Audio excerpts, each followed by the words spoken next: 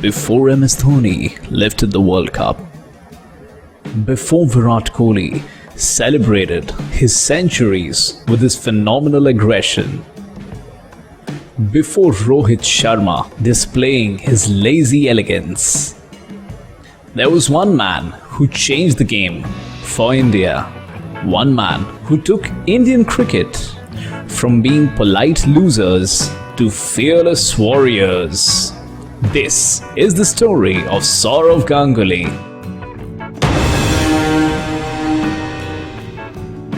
The year was 2000.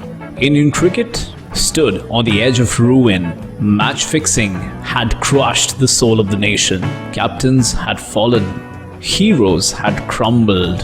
And then came a man from Kolkata. Not chosen, not gifted, but ready to seize what others feared.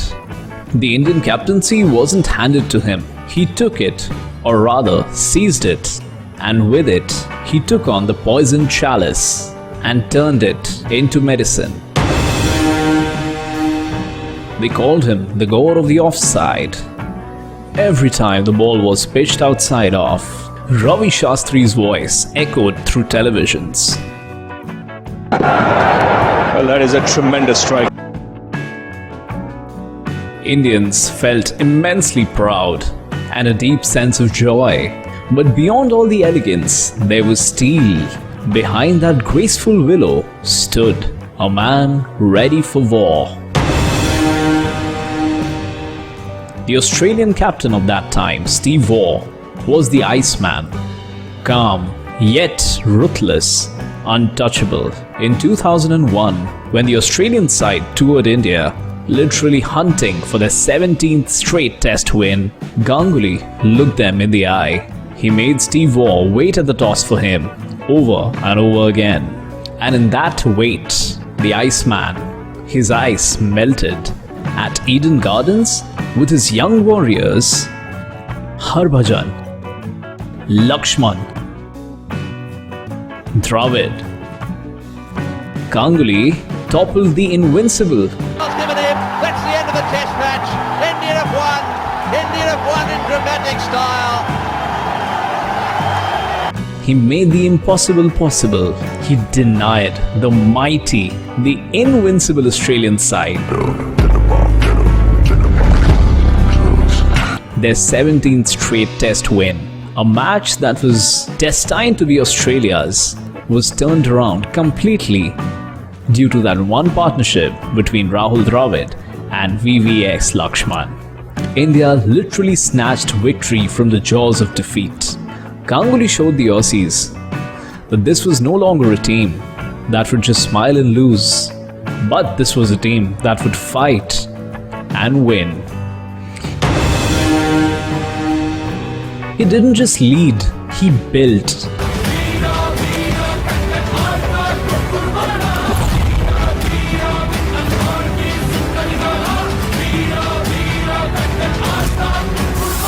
When selectors rejected Harbhajan, Ganguly fought against them. When Sehwag was wasting away in the middle order, Ganguly insisted he opens for India. When raw youngsters like Yuvraj and Dhoni needed a chance, Ganguly staked his captaincy on them. He wasn't just a captain, he was a kingmaker. But for him, every battle off the field was just as fierce as those on it. Whether it was against the selectors, against the BCCI itself, or against self-doubt. And then came Lord's 2002.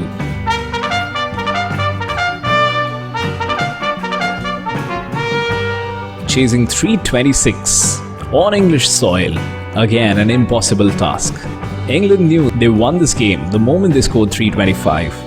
But Ganguly's India chased the impossible. As Mohammad Kaif and Yuvraj scripted a miracle, Ganguly ripped off his shirt on the balcony of the most sacred ground in the world.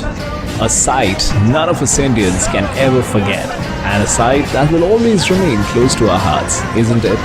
It wasn't just a celebration, it was defiance, a message to the world that India will no longer be polite guests. India will now conquer. he faced betrayal too.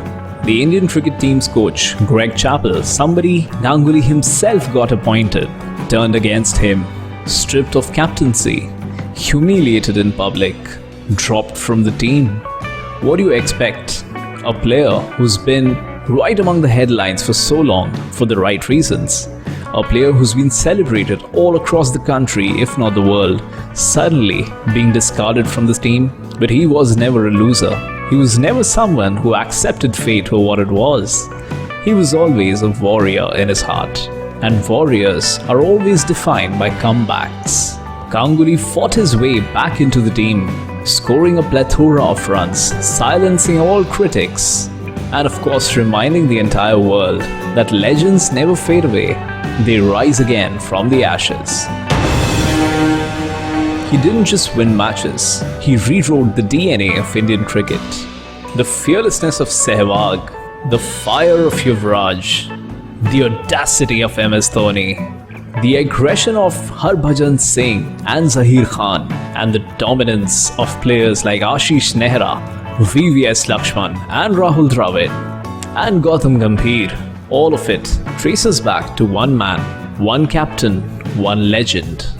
He made sure the young boy from Najafgarh, who had no footwork, just knew how to smash the ball, batted somewhere in the middle order, became the greatest opener India had ever produced. The Nawab of Najafgarh, the Sultan of Multan, 2 Test triple hundreds and a 295. That is the legacy. The man went on to script. The young all-rounder from Punjab, who was told he could never play for India, who turned out to be India's trump card in the 2007 T20 World Cup and the 2011 ODI World Cup. The Turbinator, who was India's biggest match winner spinner, whether in India or overseas, or whether it is the legend MS Dhoni. Of course, all these players themselves performed, but the first break could only reach them because there was a captain with such foresight. He didn't just build a team, he built belief. Belief that India could win anywhere and against anyone. Sourav Ganguly, the god of the offside, the warrior prince, the man who made India fearless. He isn't a batting legend. He doesn't have a World Cup. He doesn't have the stats of a Rahul Dravid. But what he has is his legacy, is his impact. And that's all, folks, for today. If that impact has reached you, please do comment what you liked about him, which story you'd like to hear next. And if you like this video, please like it. Please press the like button, subscribe to the channel and share this video with at least one person. Thank you very much. Bye-bye.